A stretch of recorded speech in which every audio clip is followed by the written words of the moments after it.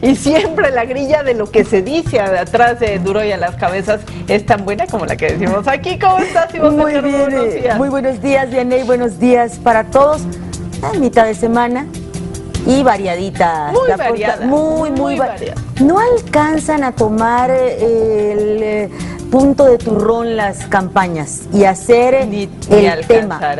Ni creo que alcancen en esta ocasión. Entonces, sus taches, que sí son varios para los protagonistas del proceso electoral, eso sí van a estar brincando en las portadas, robándose las notas principales, en alguna ocasión haciendo consenso, pero creo que de entusiasmo no vamos a tener mucho hoy, entusiasmo electoral. Y lo que sí son muchos pendientes, temas que se arrastran desde incluso el arranque del sexenio. Al fin, la Suprema Corte de Justicia de la Nación pues resolvió sobre el arraigo, la figura del arraigo la avala solo en casos graves, dice, es la nota principal en el periódico de la vida nacional Excelsior. Es una resolución que estará vigente hasta junio del próximo año, en tanto no entra en vigor el nuevo sistema penal acusatorio. Es una figura, dijeron los ministros, que no nos simpatiza, pero necesaria a favor de las víctimas. Interesante cómo se ha cerrado cada vez más las decisiones que toman los integrantes de la Suprema Corte. Vianey, 5 votos en contra, 6 a favor. Y como ya no hay resoluciones que fácilmente logren una unanimidad y un consenso, nos vamos a tener que acostumbrar a este tipo de deliberaciones que dejan a la mitad a los cuerpos que toman estas decisiones. Habría sido quizás más interesante si se le diera todo un respaldo o todo un rechazo. Me acordaba ayer que escuchaba ya la resolución cuando Jesús Murillo Caram, ahora secretario de Desarrollo Territorial, pero antes en la Procuraduría de la República, decía como presidente de la Cámara de Diputados que esa figura tenía que desaparecer. ¿Cómo es fácil prometer? Sí. Y las dificultades que hay a la hora de aterrizar estas promesas. No es tan sencillo decir esto viola los derechos humanos y por lo tanto tenemos que erradicarlo. No, porque como decían los ministros, es cierto que podría estarse en la frontera de estar privando la libertad de quienes se quedan en su domicilio, pero también qué pasa con las víctimas. Además, exactamente, otra vez, ya lo hemos comentado aquí, no somos abogadas. No, entonces, ¿dónde hay madera? Exacto, muchas de las cosas que nos dicen, no debe haber testigos protegidos por... Pues son los que te dicen las cosas, los que van y te dicen, oye, yo sé quién es, investígalo, claro, no te quedes ahí. Igual lo del arraigo, cuando ves todas las situaciones y que los buenos abogados son los que tienen la gente de dinero. Claro. Y que entonces si no hubiera la figura de arraigo... Se te puede literalmente pelar. Segundos. Cualquier persona involucrada en delitos graves se te puede ir. entonces, el arraigo es una figura preventiva. Exacto, no se trata de que los dejes ahí todo el tiempo, pero que los aguantes. Que los aguantes y bueno, pues ahí está la nota en la Suprema Corte de Justicia. Otras noticias de alcance nacional que se destacan en la portada de Excelsior es la alianza de los partidos en Michoacán contra el crimen organizado. Ahí pues estamos en campaña, pero de alguna manera es el mensaje de tenemos acuerdo de qué es lo que nos está haciendo daño y qué es lo que tenemos que frenar. Bien por los candidatos, esperemos que esto también se traduzca en la capacidad de poner a raya al crimen organizado cuando se intente infiltrar en las campañas, en el cierre de las mismas y en la hora de la votación. Sabemos, se ha dicho, se ha asumido que en la última, cuando todavía estábamos en el sexenio de Felipe Calderón, hubo alrededor de 50 candidatos que se bajaron por amenazas del narco y todo un diagnóstico que asume que efectivamente hubo la manota del crimen organizado ahí, claro, haciendo de las suyas. Basta recordar que el que era coordinador de campaña, luego fue secretario de gobierno, Jesús Reina, y finalmente gobernador sustituto, pues le servía a la tuta, a Servando Gómez. ¿A quién no le servía la tuta? Entonces, cuando se quiso negar eso, se dijo que era un exceso el señalamiento del gobierno de Felipe Calderón, pero al final los hechos cayeron por su propio peso y ahí está, que creo que es muy pertinente este acuerdo. Por otra parte, el gobierno rescata a los ahorradores de FICREA, se crea un fondo que va a tratar de darle una reparación del daño al 76% de los afectados y se somete también a consideración de los diputados una iniciativa que estaría buscando combatir todos los problemas que FICREA dejó al descubierto, que son particularmente la falta de regulación y del ojo que tiene que estar ahí pendiente de cómo se abusa de los ahorradores. Qué lástima que estamos a 15 días y el periodo se acaba el 30. Híjole. O sea, son de estas iniciativas que son muy padres, mediáticas, que bueno, que ya vienen los señores a tratar de solucionar, pues ya se van. Ya no me dio tiempo. Ya, Jean, pero la intención la tenía. Yo les dejo ahí los encargos. Y lo mismo va a pasar con transparencia, con la rendición de cuentas. Me preocupa más el Sistema Nacional Anticorrupción que el de transparencia. Y ese está frenado. Sí, yo creo que el de transparencia hay esperanza de que pase. El Sistema Nacional Anticorrupción no veo. No, Vianey, es que van junto con pegado. ¿De verdad? No hay una ley y luego... Diputados tiene que sancionar ley de transparencia que avanzó en el Senado. El Senado tiene que sancionar anticorrupción. ¿Pero no pueden ser separadas? No, porque el acuerdo político en cortito es: yo te apruebo, Senado, tu reforma si tú me apruebas la mía. Y ayer avanzó en comisiones la iniciativa de ley de transparencia en San Lázaro, pero el Senado no tuvo tiempo de hacer lo propio con anticorrupción. Me vas a poner un gatito ternurita, pero son dos cosas completamente distintas. Es una ley general de transparencia y otras leyes. Pero si quisieran... Sí, si quisieran, pero no quieren, porque hay como de alguna manera en la hoguera de las vanidades de, oye, ya, yo te apruebo lo tuyo, pero tú me apruebas lo mío. Es así como los críticos de literatura, ¿no? Yo digo que eres bueno si tú dices que yo soy bueno. Obama está en la portada también de Excelsior, y es que avanza la reconciliación de Estados Unidos con Cuba. Es un tema que va a estar acompañándonos a lo largo de los próximos días. El presidente Barack Obama anunció que sacará a Cuba de la lista de países patrocinadores del terrorismo. El Congreso estadounidense deberá dar su aval. Milenio, con la nota también de la Corte, destaca los votos: 6 a favor de que se quede el arraigo domiciliario, 5 ministros en contra. La medida solo para delitos graves y estará vigente hasta la entrada en vigor de la reforma del sistema penal acusatorio, que eso es para el próximo año. Sol de México, la misma nota: es constitucional la figura del arraigo en delitos graves. Y ya nos vamos a los temas internacionales. La jornada destaca que Cuba saldrá de la lista de impulsores del terrorismo en la que lo tenía Estados Unidos. Es una justa decisión, dice Raúl Castro, nunca se nos debió incluir en ese padrón, así lo asegura el presidente de la isla. En otros temas, Reforma engorda Pemex su corporativo, y es que va a crear un organigrama con nuevas áreas que podrían sumar hasta 200 puestos. Ahora sí que es poco el amor y se desperdicia en celos. Ay, Dios. La eterna búsqueda del mejor sistema de administrar petróleos mexicanos. El Economista: darán 2.600 millones de pesos a afectados de FICREA, resarcirán a defraudados hasta por 1 millón de pesos.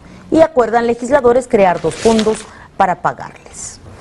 El Financiero destaca las nuevas inversiones en el sector automotriz. Apuesta Ford y Toyota 3.5 mil millones de México, y Hyundai podría analizar instalar una planta en el país. El Universal, en el tema de las campañas, nos señala que hacen circo, maroma y teatro, pero no tienen propuesta de gobierno. No, pues se la han dejado a los publicistas. Sí. Yo no escucho diferencias, no escucho: voy por mejores hospitales, voy por una legislación de seguridad. Pero es que también, por otro lado, te dicen todo esto y dices, ay, sí, ajá.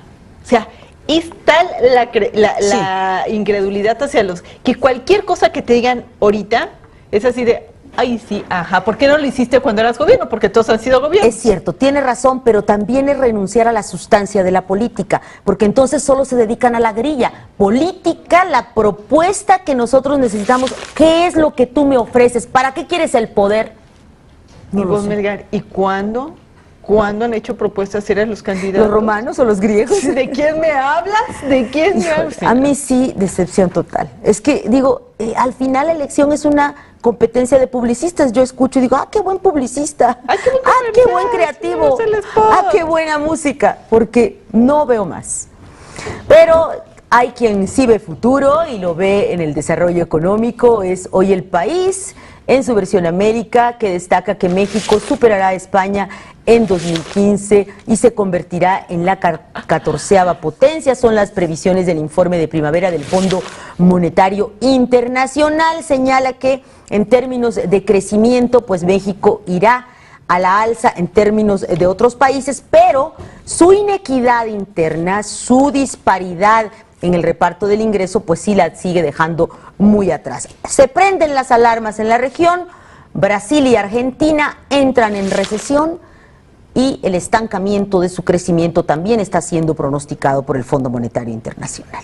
Es que, ¿sabes qué? Creo, número uno, que cualquiera va a poder superar a España. Después de la caída, ¿no? Después de la caída. Y número dos, qué bueno que sea México, pero es que no es porque, wow, no, lo que pasa es que Argentina y Brasil, que serían las potencias, o Chile, tampoco están avanzando, entonces... Aunque también sí dices, híjole, era el modelo Argentina con Cristina Fernández, era el modelo Brasil con Lula da Silva y su sucesora Dilma Rousseff. Entonces, ¿qué pasó con esas economías? ¿No que sí nos iban a superar? Algo está tronando y sí, tiene que ver con un modelo generalizado. Por otro lado, ves todas las primeras planas que bajaron el crecimiento del PIB en algunas notas internacionales para con México, que de los 3 bajaron al 2, bajaron al 2.5, que de todos, absolutamente dices, no, bueno. Pues. Estamos en una situación en de quién es el que está peor de los malos. ¿Quién es el peor? ¿Quién es el menos peor? Porque peor es peor que peor, entonces peor. Ahí está la cosa. ¿Qué más saben? ¿Qué dicen los que saben? Los que saben analizan hoy en las páginas de Excelsior lo que habría sido nuestra nota principal ayer, de que solo pues el 30% se considera identificado en México con los representantes del Congreso. Félix Cortés Camarillo en su cancionero dice: el único dato que me sorprendió del reporte publicado ayer en Excelsior sobre la opinión que los mexicanos tenemos de los integrantes del Poder Legislativo es el alto porcentaje que no se siente defraudado. Dicen los números que solamente 70% de los interrogados considera al Congreso como una entidad opaca, deshonesta y holgazana. ¿Quiere esto decir que 1/3 de los mexicanos aprueba a estos señores y señoras y se siente representado por ello? Me resulta imposible de que el aluvión propagandístico ha logrado su cometido, provocar un rechazo unánime hacia la clase política de nuestro país. Y nos recuerda un elemento crucial, Vianey, que lo estaba yo leyendo a Félix Cortés y dije, híjole, qué mala leche. No me acordaba de este mal punto, y es que las elecciones que vienen van a marcar un hito histórico, en primer lugar por el previsible abstencionismo que la información publicada permite dar por hecho y que ha logrado despertar un alto número de activistas que convocan a la anulación del voto o simplemente a ignorar el deber cívico como una forma inútil de protesta. Pero en segundo sitio, porque vamos a inaugurar la malajada práctica de darle reversa al lema madridista de la no reelección. Y nuestros nuevos diputados podrán prolongar el tiempo para disfrutar del generoso estipendio que el Estado les dará. Y es que para los que queden, para ellos va ya a aplicar el principio de reelección inmediata. Que Dios así que, nos agarre confesados. Así es, mi querida Vianey. No me acordaba de que estos sujetos que ahora van a estar en la boleta tienen la posibilidad constitucionalmente bendecida de seguirse de largo. ¿Y quieres que te diga algo más feo? Imagínate a Landín, al alcalde de San Blas reelegido. No. Bueno. Sobre el mismo tema de pues lo lejanos que vivimos, que nos sentimos de nuestros representantes populares, habla Francisco Cárdenas en su columna Ventana y dice así: piensan 7 de cada 10 mexicanos, están distantes de los legisladores federales y diputados, muy lejos de quienes los eligen y les pagan sus dietas. El trabajo parlamentario resulta lejano, ajeno, opaco, ineficiente, dilapida recursos y desprecia la rendición de cuentas. Se refiere pues a este diagnóstico sobre Parlamento Abierto en México, realizado por Transparencia Mexicana y el Instituto Mexicano para la Competitividad y otras 10 organizaciones, que revela que de los 34 órganos legislativos del país, ninguno reporta declaraciones de interés ni da a conocer los presupuestos y gastos de comités. Solo 24% difunde información presupuestal y apenas 3% elabora versiones estenográficas de los debates realizados en comisiones. La política de puerta cerrada a la hora de dar información contrasta con la manga ancha al ejercer los recursos. Y en su subsección de Monje Loco dice: soñar no cuesta nada, arranca la iniciativa Candidato Transparente, plataforma digital, en la cual se demanda a nuestros futuros representantes populares el compromiso de publicar 3 de 3 declaraciones, la patrimonial, la de intereses y la fiscal, para generar menos desconfianza. Y ante la realidad consumada, Francisco Cárdenas dice, por favor, no se ría. Y es que creo que no ha llegado ni a 10 el número de los candidatos que se ha postulado. Ana, sí, es impresionante, pero además si los legisladores no lo han hecho, que te acuerdas que este es 3 de 3 también para los funcionarios y tal.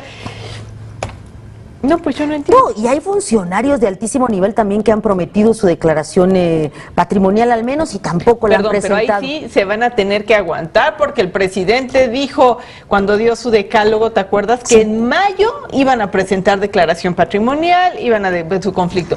Quieran o no. Y hubo unos que dijeron, yo mañana, yo al rato. Nada todavía. Están checando ahí. Arreglando asuntos. La presentación más fácil, más sencilla. ¿No? Sí, la familia siempre habrá que repartir. Es momento de heredar en vida. Ay, qué padre. ¿No? ¿Qué más? ¿Por qué quieren bajar a Xóchitl? Se pregunta Juan Ignacio Zavala hoy en Milenio. Recuerda que poco antes de la campaña del año 2000, en el PAN hubo un fuerte movimiento para impedir legalmente la candidatura de Andrés Manuel López Obrador por una falta puntualmente cierta de residencia. La izquierda montó en cólera y atacó al blanquiazul y lo acusó de querer sacar de la boleta a la mala a su entonces candidato. El debate en el interior de la cúpula panista fue áspero. El candidato al gobierno del DF era Santiago Krill y participó en las discusiones. No era fácil la discusión, recuerda Juan Ignacio Zavala, la legalidad o permitir competir para ganar sin trucos o recursos legaloides. La decisión se tomó cuando Santiago amagó con renunciar a la candidatura si se procedía por la vía legal. Creo que fue una decisión correcta. Él dijo que me gane en las urnas y pues sí, le ganó en las urnas. El recuerdo viene a cuento, dice Juan Ignacio Zavala, porque ahora la izquierda, en concreto el PRD, se apresta a bajar a la mala a Xóchitl Gálvez de la candidatura a jefa delegacional en Miguel Hidalgo. Aunque sí cumple con todos los requisitos, se entiende que le tengan miedo. El DF es la capital del corporativismo, lo que prácticamente ha terminado con las ideas y hasta la manera de ser de la izquierda. Es claro que el PRD no quiere perder el poder que da esa delegación, aunque haya realizado un trabajo desastroso, pero su temor radica en la posibilidad de que Xóchitl se convierta en un referente opositor en la capital, donde la oposición carece de propuesta y liderazgos.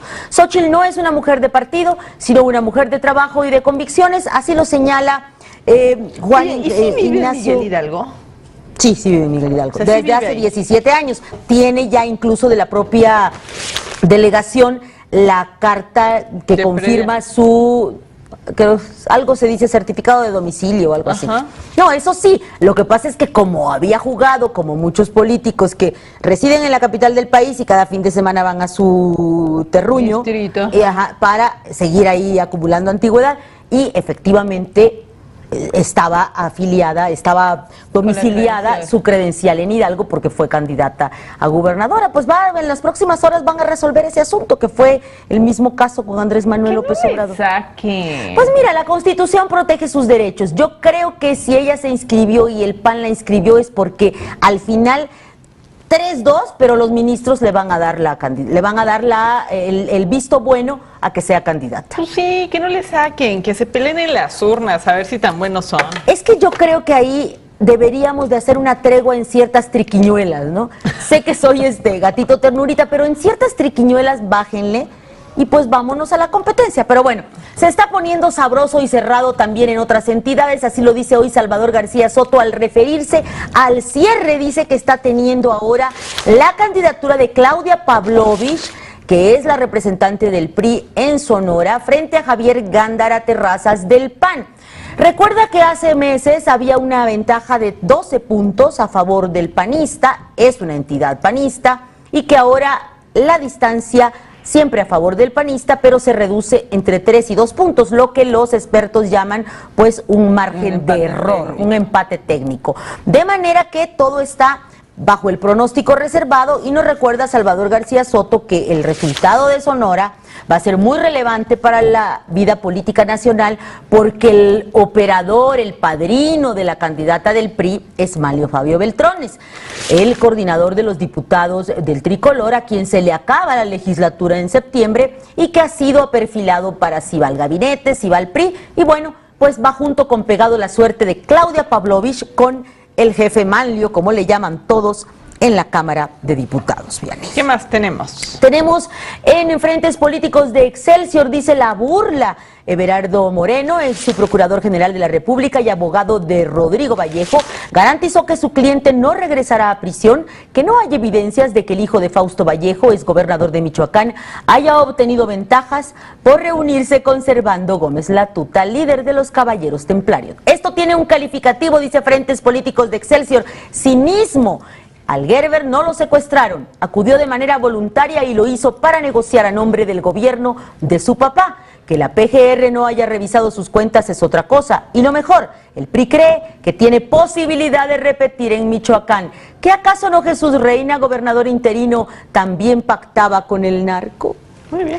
Templo Mayor en Reforma dice: menos mal que Miguel Mancera ya aclaró que no tiene las manos metidas en el proceso electoral, porque hay caramba, las señales que salen de su gobierno generan muchas suspicacias. Por ejemplo, tanto en Movimiento Ciudadano como en Morena no acaban de entender por qué Rubén Eduardo Venadero, director de Servicios de Transportes Eléctricos del DF, pidió licencia al cargo para dedicarse a la campaña. Sí, ni candidato es. Lo malo es que le llama la atención es que al funcionario se le ubica como operador político de Héctor Serrano, el secretario de gobierno. Para colmo, dicen que quien elaboró el recurso de impugnación contra la candidatura de Marcelo Ebrard fue Alma Branda Ortiz Navarrete, adscrita a la Subgerencia de Consultoría de Servicios de Transportes Eléctricos. ¿Será que la aplanadora perredista va en trolebús? Es pregunta que no contamina, nos dice Templo Mayor en Reforma. Ivonne Melgar, y para irnos, dime qué caricaturas nos tienes. Te tengo, mi querida Vianney, a Magú en La Jornada, que dice: primeras urnas. Está ahí un partido verde con un tucancito y dice: qué amable, ¿ya están llenas? Sí, las urnas están llenas, pero de multas, dice el presidente del Instituto Lorenzo Córdoba. Y en Rapé, también en materia electoral en Milenio, se llama Quejas. El cartón está con cara de molestia el líder del PRI, César Camacho, y señala: nos parece ofensivo el spot del PAN sobre los 200 invitados a Londres. Y alguna voz por allá señala, ciudadana por cierto, a nosotros nos dolió más pagar ese viajecito. Ivonne Melgar, excelente día para ti, Vianney, gracias por su acompañamiento.